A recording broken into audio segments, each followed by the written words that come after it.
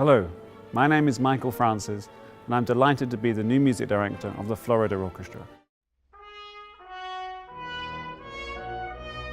My father was a musician, so he was a double bass player and that was my first instrument. And I remember one day coming home from playing football and I said to my dad, "Oh, can I have a go on this?" And that was it. I liked it. And then I fell in love with music. I never knew how I would become a conductor. I just always felt that I would become a conductor. Actually, I was probably in my early teens when I thought, do you know what, I think conducting's the thing for me. And then I started doing a little bit at school. I went to a university, then I went to the Royal Academy of Music. I felt the best possible way to learn how to conduct an orchestra was to join one. So I was fortunate enough to join the London Symphony Orchestra, travelled the world with them, had a great time, and I really had a chance to speak with the players, speak with the conductors, and learn how it works on the inside. And when I was in the London Symphony Orchestra, then some conductors went sick, and I was always the one who'd either put his hand up or be brave or stupid enough to say, well, let me have a go. I had a rehearsal once in Lithuania, and the conductor, Valery Gergiev, was late, and so the managing director came up to myself and another bass player who conducted and said, would one of us take this rehearsal in 2 minutes' time? And it was Shostakovich's Fourth Symphony, and I said, okay. And that was it, and that kind of started the whole snowball rolling down the hill. Yes, I really was jumping in at the last minute, and I got a reputation for that early in my career as being someone who you could just ring up at the last minute, and that was really my way in.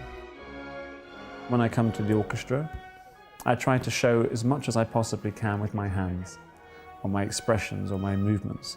What I can't fix physically, I will stop and I will speak to them. I try to just not teach them, but just to remind them of things that they know, and to help them feel what it's like to play at their very best, letting them know that it is the best and why it's the best. And I feel it's very much on the conductor to be a chief communicator. So I will talk with the audience, I will also give pre-concert talks and occasionally write program notes. I feel it's very, very much part of my role is to help the audience to actually understand the man behind the music, who was the composer, what was going on at the time, what was going on emotionally, what was going on in the context of history, because all of us can relate to the human interest of the story, even if we don't necessarily understand all the complexity of the musicology. When I first came to the orchestra, I didn't know what to expect. I'd heard about the orchestra, but you never know until you give the first downbeat. And as soon as I did, and even just the way the orchestra welcomed me, I could sense there was something very special here. I'm thrilled to be living here in Tampa Bay. My daughter was born here in December in St. Joseph's North. My wife is originally from here, although we met in the UK. And of course I have the joy of all of her family being here as well. But the real reason I'm here is not just for familial reasons. It's because of this orchestra. When I first came here, the first rehearsal, I knew straight away there was something very special here. And the relationship they have with the audience, and I felt from the audience, and with the great management in the orchestra, it really felt like a natural marriage. And they're highly trained. Our orchestra is full of musicians who trained at Curtis, at Juilliard. We have some from the Beijing Conservatoire. We love how we balance the experienced musicians who've been there, some of them for decades, alongside some young talent as well. Now I feel the institution is extremely well run. Michael Pastrnak is a very fine CEO and president. We have some of the strongest artistic leadership in the nation. And so with Michael Francis joining us, suddenly we're completely reinventing ourselves. The energy, the vibrations that one feels, the youth we see in our audiences is new and fresh and exciting. It is the start of a whole new era, a whole new beginning for the organization.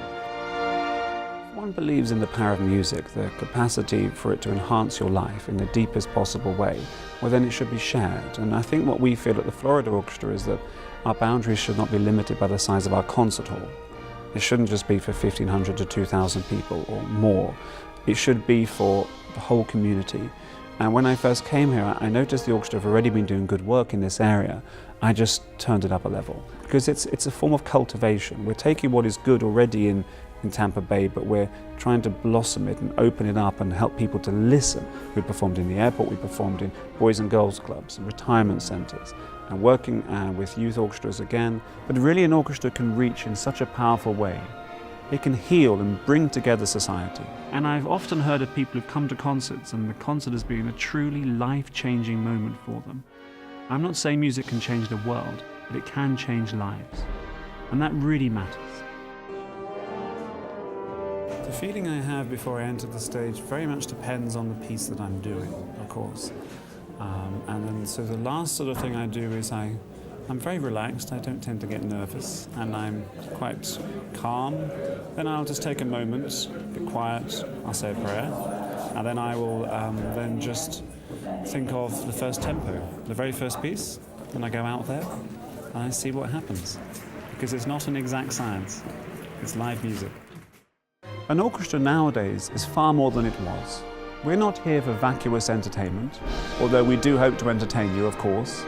But really an orchestra can reach in such a powerful way. It can heal and bring together society. I truly believe in the power of music. It can affect us in a way that no other art form can, because it can bypass intellect. It can go straight into the heart.